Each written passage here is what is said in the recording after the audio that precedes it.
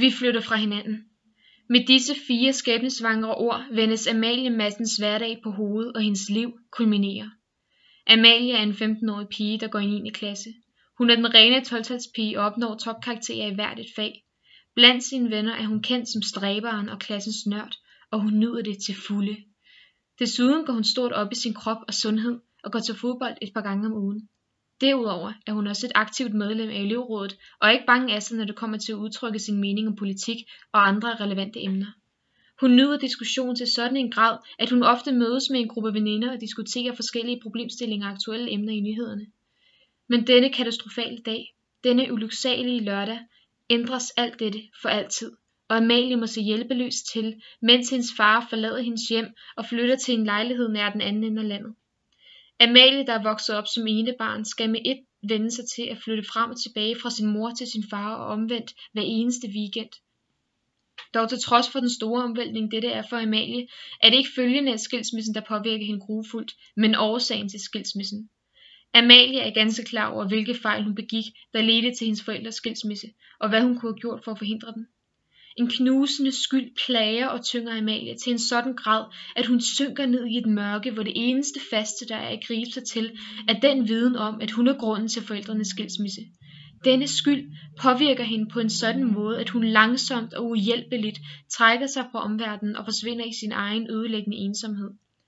Hun ser ikke længere til de mange aftaler, hun lavede med sine veninder, og interessen for fodbold er falmet som det lys, der altid syntes at omgive hende.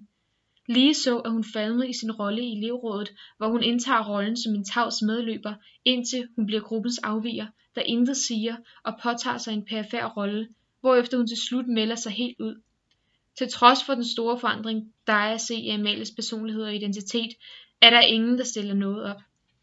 Forældrene er fuldstændig opslugt i deres skilsmisse og svigter i deres allervigtigste rolle over for Amalie, og vennerne, der ikke længere mener, at Amalie lever op til deres forventninger om den før så fuldendte Amalie, skubber hende fra sig som et ødelagt legetøj.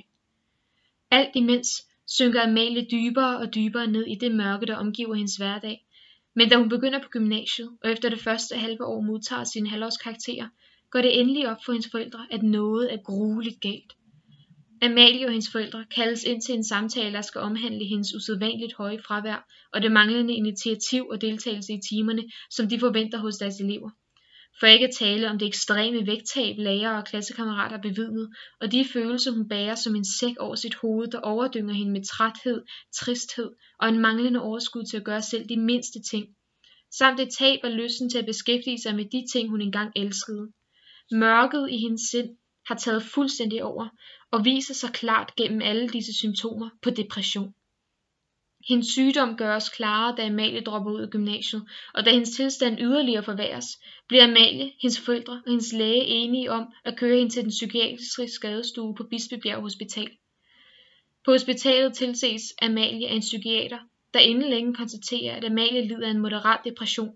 Hun indlægges på hospitalets åbne afdeling, hvorved en behandling bestående af både terapi og antidepressiv medicin indledes.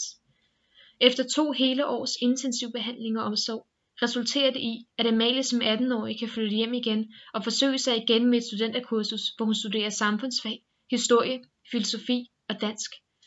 Forældrene, der sønderknuses, da de fandt ud af, at Amalie bebrejdede sig selv for deres skilsmisse, har gjort alt, hvad de kunne for at vise den kærlighed til hende, som de berøvede hende fra, og forklare, at de blot voksede fra hinanden, og at hun tværtimod var et lyspunkt i deres skilsmisse, der uden hende havde kulmineret i en meget værre afslutning på deres forhold. På trods af Amalies bedring går hun stadig til terapi, for ikke at falde tilbage i depressionen, men for så vidt muligt at prøve at forebygge en ny depression, så hun kan fortsætte dette nye liv, hun har kastet sig ud i.